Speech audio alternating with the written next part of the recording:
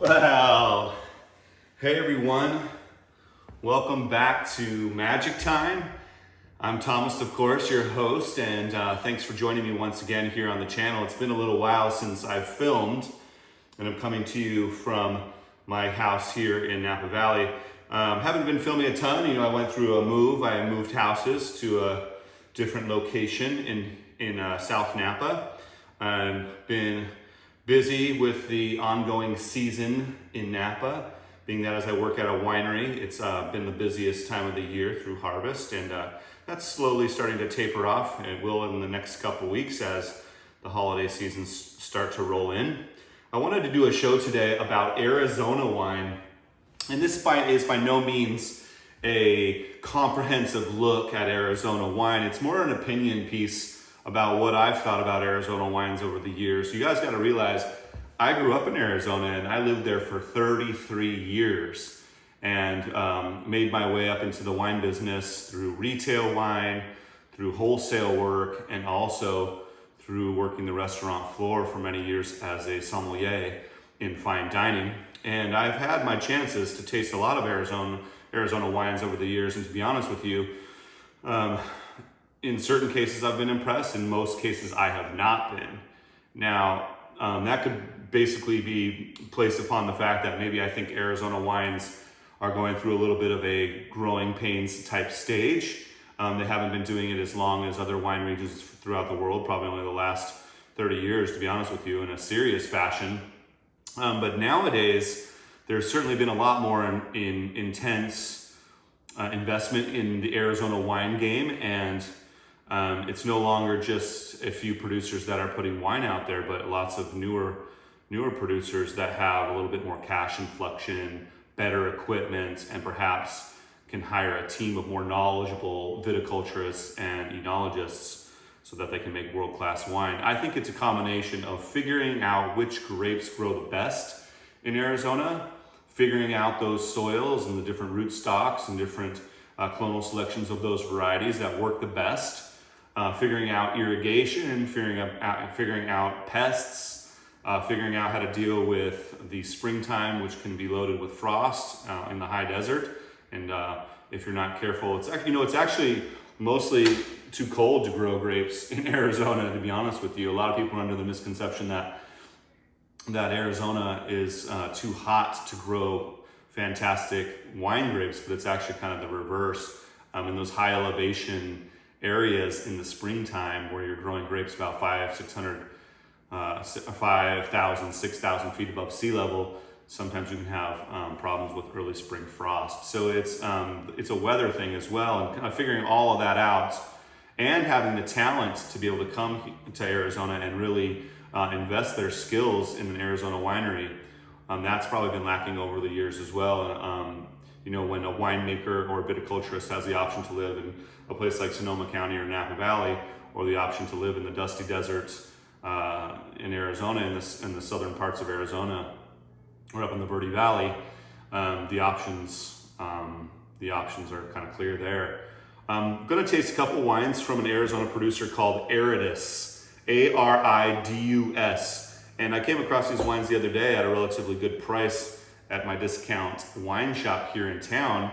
And I was surprised at the price point, and I had to pick a couple of them up. To my surprise, the Grenache was pretty fabulous, and I just popped open the Viognier, and boy, I went back to the store and I bought the rest that was on the shelf.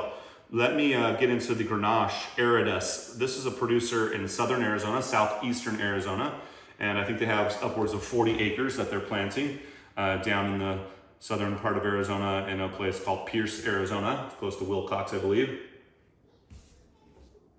Let me get into, let's taste the white wine first, why not? Aridus 2019 Viognier, limited production.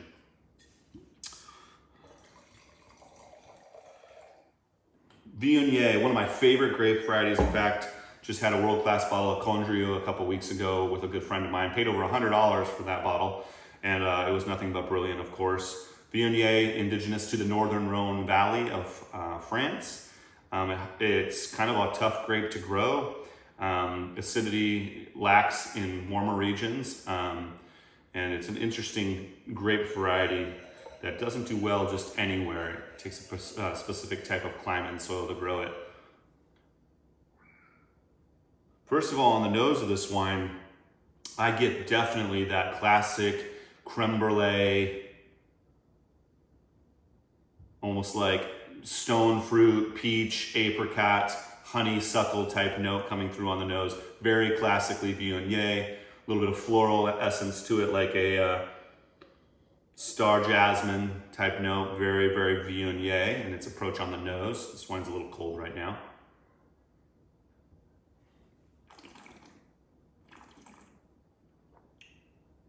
Wow, this wine has gorgeous oily texture, textbook Viognier there. Really good acid, to be honest with you. Not surprised, this vineyard is 5,400 feet above sea level. It's a high elevation vineyard, hot days, cold nights in the southeastern part of Arizona, so it maintains good acidity. Overall, this wine is really banging good. There's California examples of Viognier that are not as good as this. I think that they did a stunning job on this wine. I'm not overly surprised. The packaging is beautiful. There's obviously a little bit of investment that's gone in this company. When I looked on their website, it looks like they have a pretty world-class facility too. A large facility, like an old Apple, it was like an old Apple plant or something like that they had remanufactured and restored. But there's certainly some money behind the project. This wine's beautiful. If I had to put it on a scale of 1 to 100, this is like a 91, 92 point wine easily, maybe with room for a 93. I mean, super superb texture and acidity and textbook Viognier on the nose, very floral, very stone fruit essence. Guys, check it out. If you haven't had Aridus Viognier, the 2019 is a stunner. I think that they charge about $30 for it on their website. This is so fun for me because this is like my two favorite grapes, Grenache and Viognier, two of my faves. So to taste them side by side from the same producer is kind of fun, and also from Arizona, which, you know, over the years I haven't come to expect crazy amounts of quality from Arizona wine, which kind of leads me to the next discussion. Is that over the last 30 years plus, I think that they've done kind of a disservice in the Arizona wine industry of propping up these winemakers when they were making kind of mediocre wines and kind of overpaying for them. There's some old stalwarts that were always investing their time in making blends. Like it was always blends, like Callahan and Page Springs and a couple of these old school producers. Nothing wrong with them. They've made some decent wines over the years, but they always were doing blends, like blend of 6 grapes here, blend of 5 grapes here, and they're getting grapes from all over the place, and they weren't really concentrating on their estate as much as like buying grapes from all these little producers around. And their wines were like muddled, and they didn't have like varietal integrity and like a serious focus on the grape.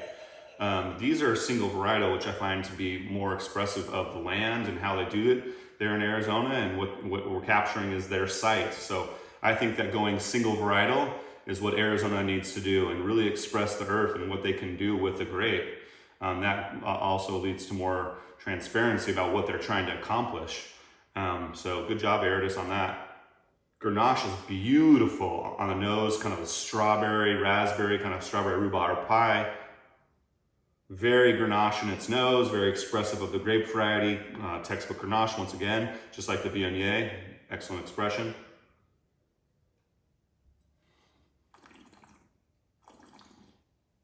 Beautiful, savory, kind of medium-bodied texture, hitting all the points with the acidity and the kind of lighter style tannin. Follows up with more of that strawberry, raspberry type note. Not incredibly complex wine, but absolutely delicious, and what you'd expect for like a $30, $40 Grenache. I mean, totally delivering for that price point.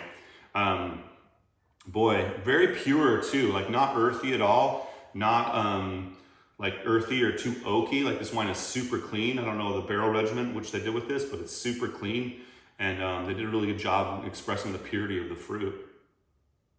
Boy, another 91, I would say 91, 92 point wine on that one. This stuff crushes. There's some other producers over there that I really like. Rune Wines is another really good one. Chateau Tumbleweed. Of course, Caduceus, the stuff that Maynard has been making. He puts a lot of investment time in trying to make world-class wines. Maynard. and he's been a big part for the kind of push to world-class wine in Arizona. I'm actually really super impressed with these two wines. Arizona wine has come a hell of a long way. If you guys haven't gone there and done some tasting or investigated Arizona wine, I think that holy cow, in the last 10 years, their wines have come leaps and bounds. My favorite varieties there are more the Rhone style wines, Syrah, Grenache, Viognier. I know also that Malvasia Bianca, that little grape variety grown in Arizona, is world class. Super pungent aromatics, very fruit driven, delicious Malvasia Bianca. So guys, I love Arizona wine now. I didn't prior. I'm convinced with these ones. Aridus, crazy good job.